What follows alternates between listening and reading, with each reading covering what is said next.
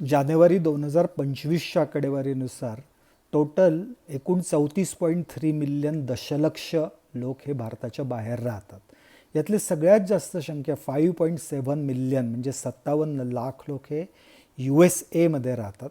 आणि त्याच्यानंतर मग उरलेले जे देश आहेत त्याच्यात 4 मिलियन UAEमध्ये, लेस दॅन 4 मिलियन म्हणजे 40 लाखापेक्षा 36 लाख लोक हे कॅनडात राहतात.